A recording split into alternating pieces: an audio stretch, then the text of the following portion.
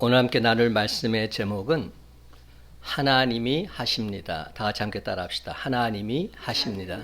하나님이 하십니다. 여러분, 저는 지난주 화요일에 저 뒤에 우리 최영 집사님 와 계신데, 최영 집사님 댁에 가서 병상 예배를 드렸습니다. 병상 예배를 드리면서 하나님의 강권적인 은혜를 체험하고는 기쁨과 감동의 눈물을 흘리지 않을 수 없었습니다. 지난주에 우리 최영 집사님께서 너무나도 오랜만에 교회에 오셨는데, 예배 후에 저에게 찾아와서는 자기 집에 와서 남편을 위해서 예배 드려 주실 수 있느냐, 이렇게 간곡히 부탁하시는 겁니다. 남편분은 참으로 안타깝게도 방광암 말기세요. 병원 치료를 중단하고 요즘 집사님께서 직장도 내려놓고 남편을 홀로 간호하고 계십니다.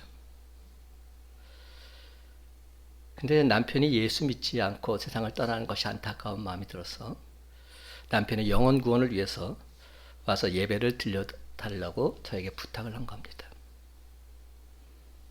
저는 흔쾌히 약속을 하고는 기도하는 시간을 가졌습니다. 얼마나 하나님께 간절히 기도했는지 모릅니다.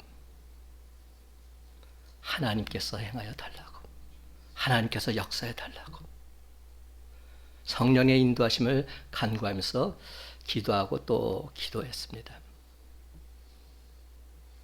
그리고는 화요일 오후 2시에 집사님 댁에 들어갔는데,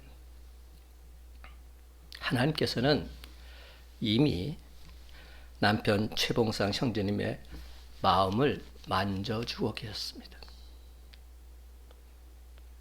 찬송을 계속 부르는데 전혀 모르는 찬송임에도 얼마나 열심히 따라 부르시던지요. 하나님 말씀을 전하고 또 전하는데도 놀랍게도 아멘, 아멘, 아멘으로 화답하시는 것이었어요.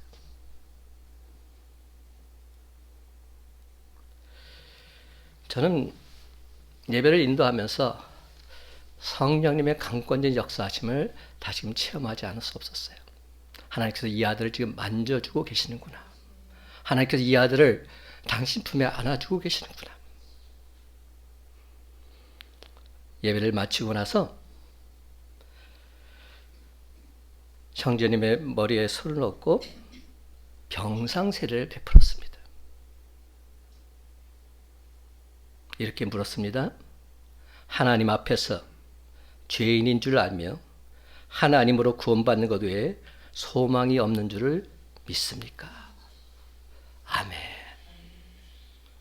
예수 그리스도께서 하나님의 아들인 것과 죄인들의 구주 되심을 믿습니까? 아멘. 최봉상 씨를 구원하실 이는 오직 예수님이신 것을 믿습니까? 아멘. 몸을 제대로 가누지 못하심에도 불구하고 얼마나 크게 아멘으로 화답하시는지. 아멘.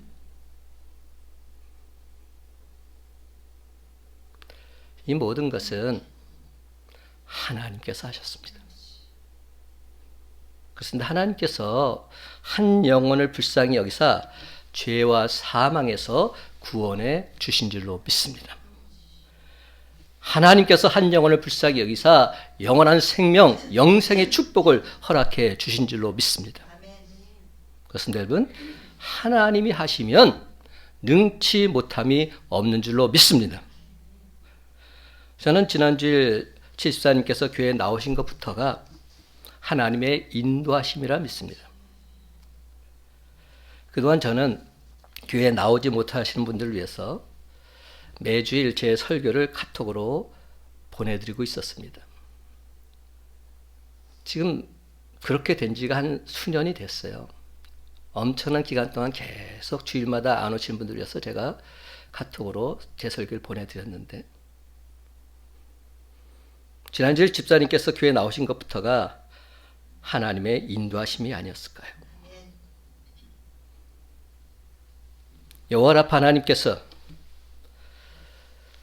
집사님의 남편 최봉상 형제님의 몸속에 있는 암세포까지도 완벽히 도말해 주실 줄로 믿습니다. 하나님께서 하시면 능치 못함이 없습니다. 그래서 세상 만물을 창조하신 하나님께서 지금도 세상 만물을 주관하실 뿐만 아니라 섭리해 주고 계심을 저는 믿습니다. 근데 여러분, 오늘 시간 최근 자신의 신앙 상태를 보면서 내 믿음은 왜 이렇게 맨날 제자리일까? 나는 왜 성장하지 못할까? 나도 언제쯤 성경에 나오는 위대한 하나님의 일꾼들처럼 쓰임받을 수 있을까? 이런 의문을 가지고 있는 분들이 분명 있으실 것입니다. 오늘 말씀은 그런 분들에게 해답을 주고 있습니다. 과연 우리는 영적으로 성장할 수 있을까요? 26절은 이렇게 시작되고 있어요. 또 이르시되. 이 말이 무슨 말입니까? 이는 앞에서 어떤 말씀을 하고 나서 그것에 이어서 또 계속하는 말씀이라는 겁니다. 그렇다면 앞에서는 어떤 말씀이 있었습니까? 우리가 너무나도 잘 아는 말씀이 있었어요. 씨 뿌리는 비유. 4가지 마음밭에 가는 말씀이 나오고 있습니다. 4가지 마음밭. 길가, 돌밭, 가시떨기, 좋은 땅. 하나님 말씀이 씨에 비견되는 내용이죠. 하나님 말씀이 어떤 사람에게는 길가에, 하나님 말씀이 어떤 사람에게는 돌밭에, 하나님 말씀이 어떤 사람에게는 가시떨기에, 하나님 말씀이 어떤 사람은 좋은 땅에. 어느 마음밭에 뿌려지느냐에 따라서 열매를 맺기도 하고 그냥 죽어버리기도 한다는 말씀입니다. 그러면서 결론이 우리 인간이 성장하기 위해서는 하나님 말씀을 잘 듣고 잘 받아들여야 한다는 겁니다. 그래서 바로 이런 사람에게서 하나님 나라는 확장되고 이런 사람이 결국 열매를 맺게 되어 있습니다. 이는 영적 성숙에 있어서 우리 인간의 책임에 대해서 말씀한 겁니다. 사람이 하나님 말씀에 대해서 어떻게 반응하냐에 따라서 성숙의 정도가 다르기 때문입니다. 오늘도 말씀은 똑같이 선포가 됩니다. 그런데 내 마음밭이 어떠하냐에 따라서 그 말씀을 받아들이는 정도가 다를 수 있다는 겁니다. 내 마음밭이 길가 같다면, 내 마음밭이 돌밭과 같다면, 내 마음밭이 가시떨기 덩쿨이라면 그 말씀은 잘할 수 없는 겁니다. 근데 주님 말씀을 옥토에 받아들인다면 그 말씀은 잘하게 되어 있어요.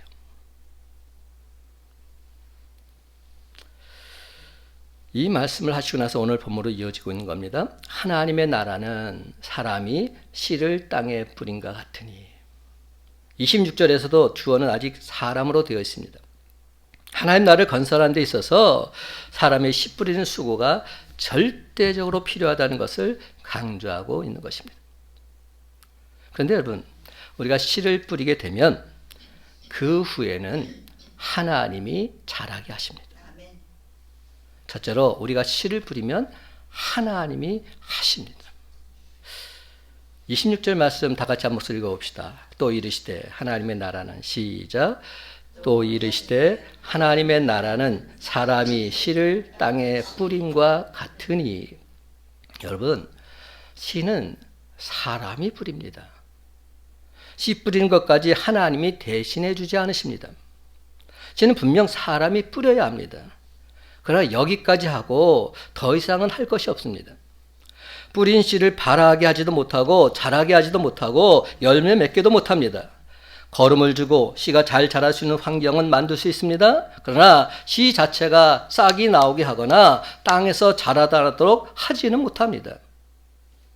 그저 씨를 뿌려놓고 이 뿌려진 씨가 잘 나오기를 믿음으로 기다려야 합니다.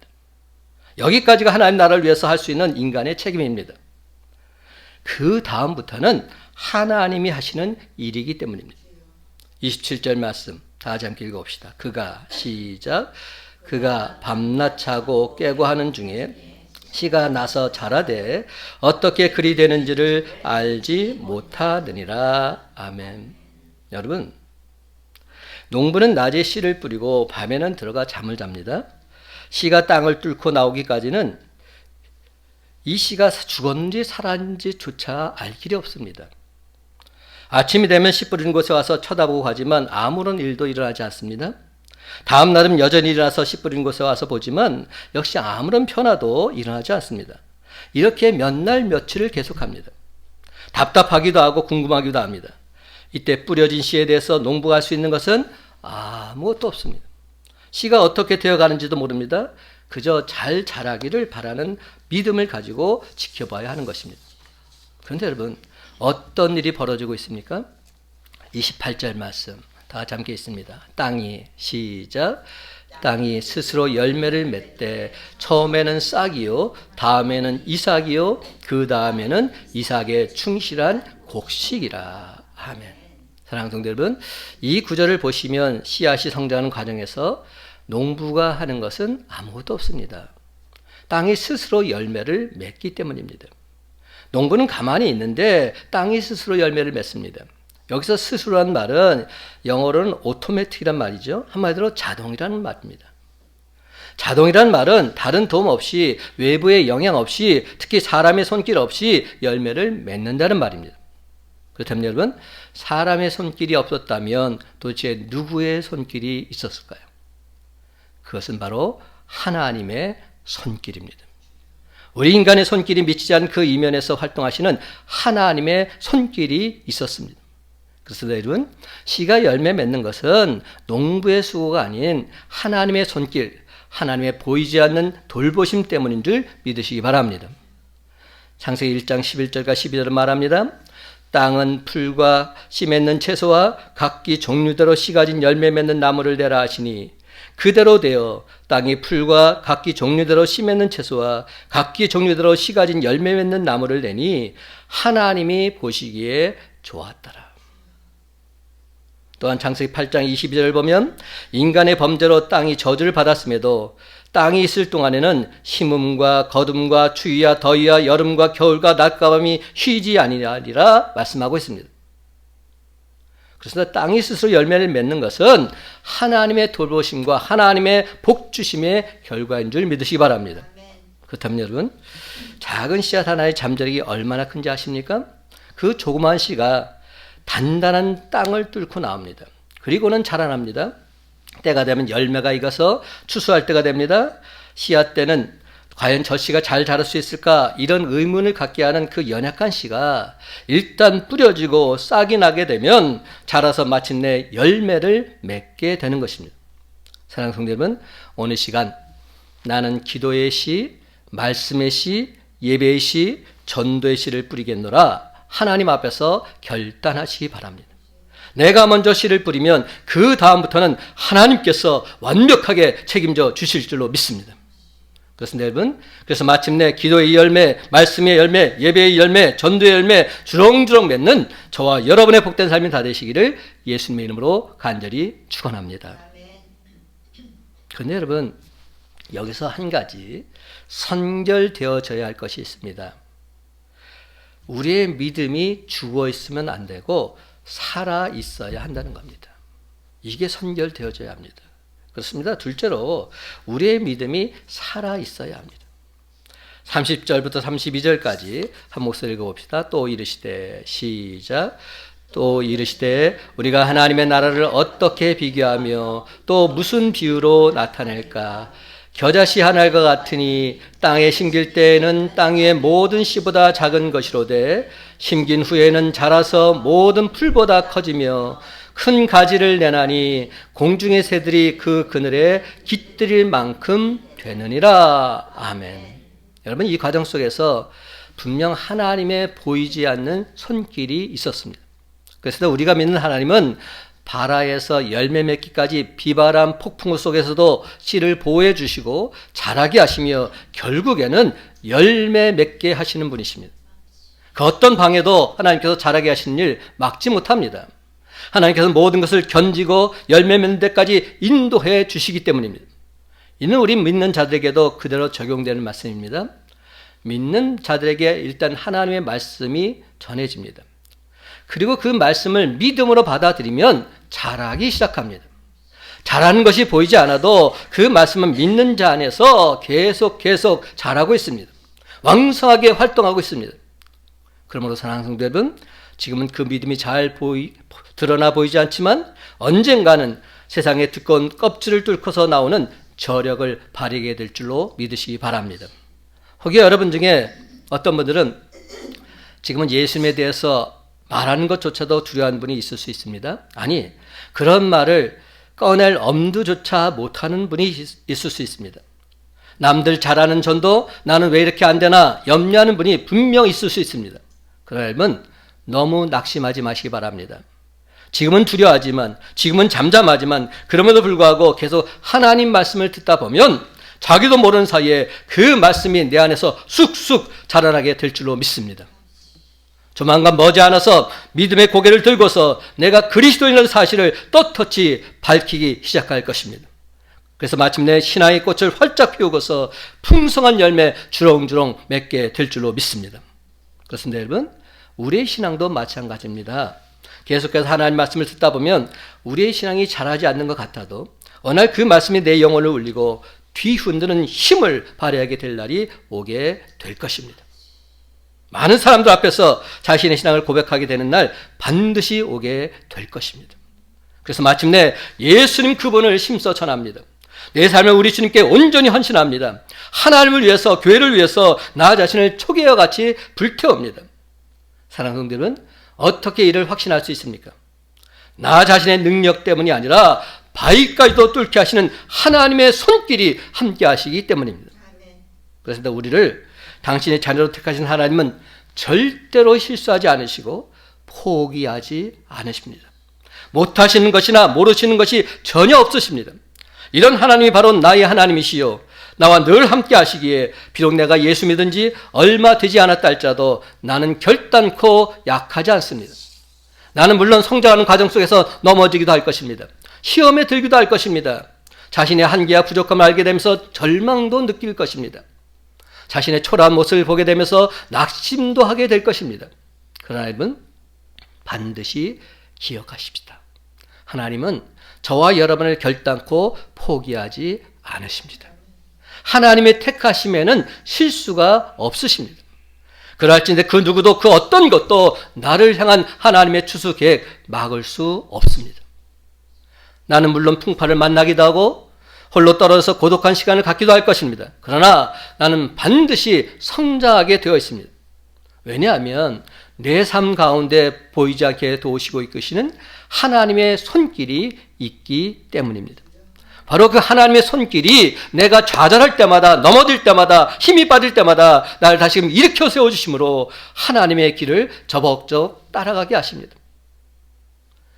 그렇다면 하나님 저와 여러분을 어느 정도까지 인도하실까요? 겨자씨는 아주 작은 씨입니다. 땅에 심을 때는 잘 보이지도 않습니다. 그래서 이 씨가 잘 자랄 것인지 심는 사람도 기대하지 못할 정도입니다. 그런데 일단 사람에 의해서 심겨진 후에는 하나님께서 자라게 하십니다. 그리고 결국엔 무럭무럭 잘 자라서 큰 나무가 되어 다른 그 어떤 식물보다도 커다란 가지를 내고 공중의 새들까지 거하게 되는 것이죠. 사랑하는 성도 여러분, 우리의 신앙도 처음 시작할 때는 마치 겨자씨와 같습니다. 신앙생활 잘할 수 있을까? 이러다 떨어져 나가는 거 아닌가? 언제 자라서 다른 사람들 인도할 수준까지 갈까? 회의적인 생각마저 듭니다. 그런데 여러분, 그들을 위해서 기도하고 말씀을 전하고 붙들고 가르쳐 주다 보면 언제 자라는지 모르게 자라납니다. 혼자서 기도할 수 없던 사람이 기도하기 시작합니다. 주일 예배만 의무적으로 나오던 사람이 공적 예배를 자발적으로 나오게 됩니다. 귀찮아던 예배를 진정 사모하게 됩니다. 또는 하나님께서 일을 맡겨주시면 기쁘고 즐겁게 감당합니다. 주를 위해서 봉사하고 싶은 마음이 간절합니다. 나중에는 목회자를 위해서, 다른 사람을 위해서 기도하기 시작합니다. 헌금도 못하던 사람이 어느새 헌금을 하기 시작하고 이젠 11조도 하나님의 것이기에 기쁜 마음으로 드릴 수 있게 됩니다. 이처럼 성도들이 쑥쑥 자라는 모습을 보는 것이 목회자의 최고의 행복이요 기쁨이라 할 수 있습니다. 그렇다면 그들이 자라서 어느 정도까지 성장해야 할까요? 다른 신자들을 인도하고 가르쳐주는 단계까지 성장해야 합니다. 나 혼자 예수 믿고 그렇게 살아가는 것, 이것이 끝이 아닙니다. 내가 받은 은혜를 이제는 남에게 전하고 내 옆에 있는 그 누군가를 세워주는 데까지 나아가야 되는 것입니다. 이것이 주님께서 우리에게 맡겨주신 사명인 것이죠. 마치 많은 새들이 와서 그 나뭇가지에 둥지를 펴고 쉴 수 있는 단계까지 나아가야 한다는 말입니다. 그렇게 되면 그 사람으로 인해서 다른 많은 사람들이 진정 기쁨을 얻게 됩니다. 사실 목회를 하다 보면 이러한 신기한 일들을 자주 체험하게 됩니다. 어떤 사람은 도저히 변화될 것 같지 않습니다. 말씀을 전해도 전혀 무반응입니다. 반응이 없습니다. 자신의 생각이나 주장이 얼마나 강한지 도대체 하나님 말씀이 들어갈 구석이란 있을 수 없습니다. 아, 저 사람은 절대로 안 되는 사람이구나. 그렇게 생각해서 아예 포기했는데 어느 날 완전히 변해가지고 오는 겁니다. 도대체 무슨 일이 벌어졌는지 신앙생활이 100% 완전 달라졌습니다. 예배에 열심을 내고 전혀 다른 사람의 모습으로 살아갑니다. 아무리 설교하고 가르치고 전해줘도 반응이 없던 사람이 어떻게 된 이유인지 하루아침에 변해버린 겁니다. 사랑하는 성도 여러분, 이것이 바로 하나님의 강권적인 역사이신 줄 믿으시기 바랍니다. 하나님께서 하신 겁니다. 사람이 이렇게 한 것이 아닙니다. 하나님께서 그 사람의 삶에 직접 개입하셔서 이렇게 만들어 주신 것입니다. 여기에 하나님의 손길이 있고 하나님의 능력이 있습니다. 그래서 사도 바울은 고린도서 3장 6절과 7절에서 이렇게 말합니다. 나는 심었고 아볼로는 물을 주었으되 오직 하나님께서 자라게 하셨나니 그런즉 심는 이나 물 주는 이는 아무것도 아니로되 오직 자라게 하시는 이는 하나님뿐이니라. 오직 자라게 하시는 이는 하나님뿐이니라. 나는 심었고 아볼로는 물을 주었다는 이 말씀, 메시지를 쓴 유진 피터스는 이렇게 설명하고 있습니다. 한번 잘 들어보세요. 우리 두 사람은 모두 종에 불과합니다. 여러분을 섬겨 우리 주인이신 하나님께 여러분의 삶을 맡기는 법을 배우게 한 종일 따름입니다. 우리 두 사람은 주님께서 맡겨진 종의 임무를 수행했을 뿐입니다. 나는 씨를 심었고 아볼로는 물을 주었습니다. 심는 일과 물을 주는 일은 종들이 약간의 급료를 받고 하는 허드렛 일에 불과합니다. 저에게 참 인상적인 구절이 바로 이 마지막 부분이었어요. 심는 일과 물을 주는 일은 종들이 약간의 급료를 받고 하는 허드렛 일에 불과합니다. 우리가 하는 일 중에 어떤 일이 더 중요한가는 문제가 아닙니다. 우리가 하는 모든 일은 주인이 시켜서 하는 일입니다. 그러므로 주인이 하는 일에 비하면 종들의 일은 어쩌면 허드렛 일인지 모릅니다. 때로는 우리가 하는 일의 목적을 모를 수도 있습니다. 주인이 가진 깊은 뜻 이해하지 못할 때도 있습니다. 그래서 불평하기도 하고 자신이 하는 일이 가장 귀한 일이라고 착각하기도 합니다. 그런데 종의 마음은 늘 이래야 할 것 같습니다. 내가 하는 일은 약간의 급료를 받고 하는 허드렛 일에 불과합니다. 그렇습니다. 우리 인간 사역자가 기껏해야 할 수 있는 것은 심고 물 주고 하는 허드렛 일일 수 있습니다. 그런데 이 수고에 하나님의 도우심이 있다는 사실 결단코 잊지 마시기 바랍니다. 하나님께서 자라게 하십니다. 하나님께서 자라게 하시면 되는 것입니다. 사랑하는 성도 여러분, 우리가 소망하는 것은 바로 이 하나님의 손길입니다. 보이지는 않지만 하나님 지금도 저와 여러분의 삶에 손수 개입하고 계십니다. 그러므로 우리의 미래는 밝습니다. 큰빛 광성교의 미래, 하나님 나라의 미래는 밝을 수밖에 없습니다. 왜냐하면 하나님께서 직접 이끄시기 때문입니다.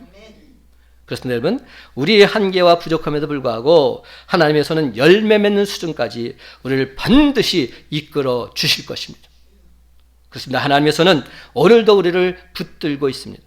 하나님은 오늘도 우리 안에서 일하고 계십니다. 하나님 당신 말씀이 각 사람에게 온전히 미쳐서 나중에는 세상 구석구석까지 하나님의 영향력이 나타나게 하시고야 말 것입니다. 잠언 4장 18절 말씀, 악인의 길은 돋는 햇살 같아서 크게 빛나 한낮의 광명에 이르거니와. 그래서 우리가 어떤 모습입니까? 우리는 지는 해가 아닙니다. 떠오르는 태양입니다.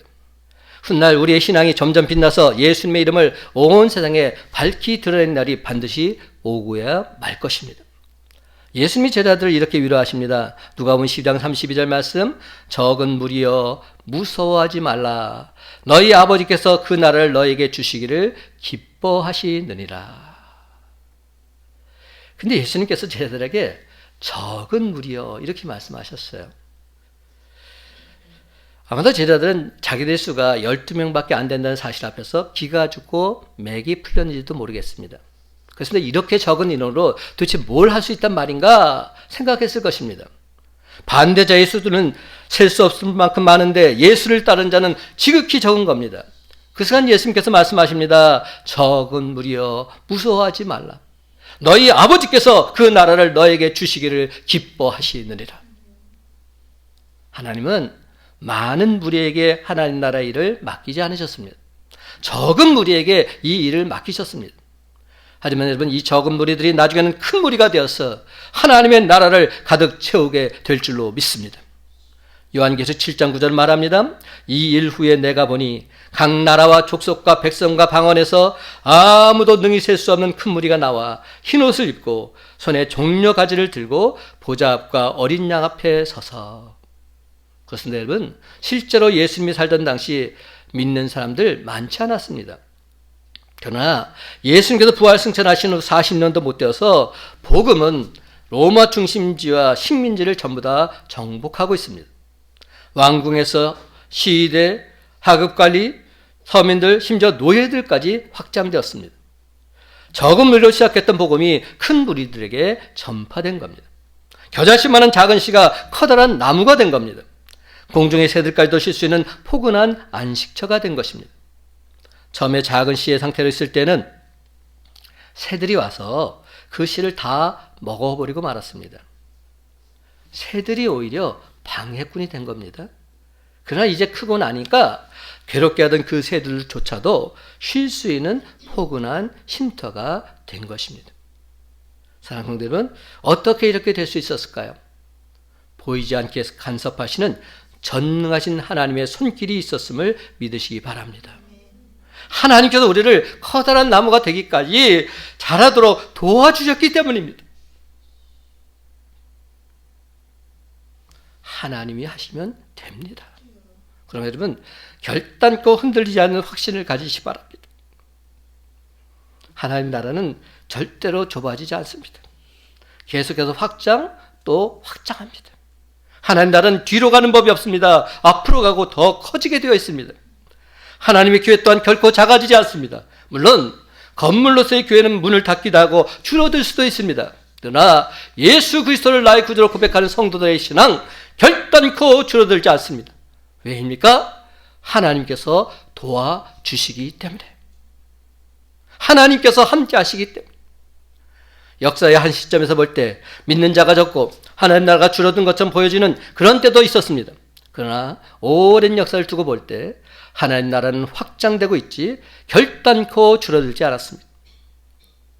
그렇습니다. 여러분, 천국에 가보면 믿는 사람들이 많이 있다는 사실을 보고 우리는 크게 놀라게 될 것입니다.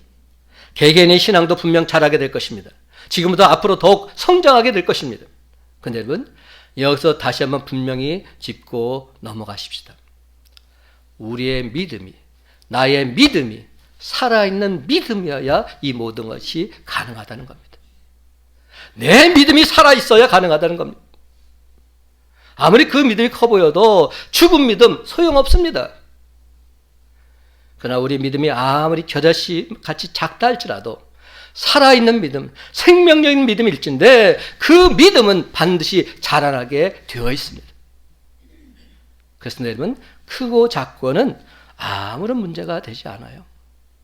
살아있느냐, 죽어있느냐, 이게 진짜 문제입니다.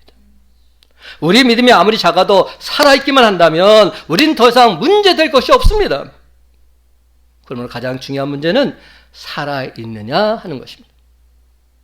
살아있기만 한다면 그 다음부터는 하나님께서 온전히 책임져 주시기 때문에 그렇습니다. 하나님께서 당신의 자녀를 반드시 책임져 주십니다.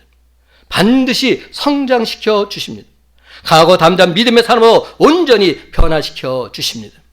그러면 여러분, 오늘 시간 지금 비록 우리가 부족하고 연약한 신자일지라도 장차 저와 여러분을 통해서 영광 받으실 하나님 그분을 목소리 높여 찬양하시기 바랍니다. 지금 비록 우리가 하나님 말씀을 잘 깨닫지 못한다 할지라도 하나님 말씀을 열심히 듣고 배우고 실천하다 보면 기쁨으로 단을 거두게 될 날 반드시 찾아오게 될 줄로 믿습니다. 아멘. 이제 말씀을 맺습니다. 사랑하는 성도 여러분, 기쁨으로 단을 추수할 그날을 고대하면서 오늘도 전혀 흔들림 없이 세상으로 힘차게 나아가시기 바랍니다. 그리하면 하나님이 잘하게 하십니다. 모든 것을 하시는 하나님께서 힘 주시고 능력 주시고 지혜 주심으로 자기도 모르는 사이에 쑥쑥 자라난 성숙한 신앙의 모습, 삶의 현장에서 명확히 체험하게 될 줄로 믿습니다. 그렇습니다, 여러분. 이제부터는 내 힘, 내 능력, 내 지혜가 아닌 하나님 주신 힘과 능력과 지혜를 가지고 이 험한 세상 넉넉히 헤쳐나가는 생명력 있는 저와 여러분이 다 되시기를 예수님의 이름으로 간절히 축원합니다.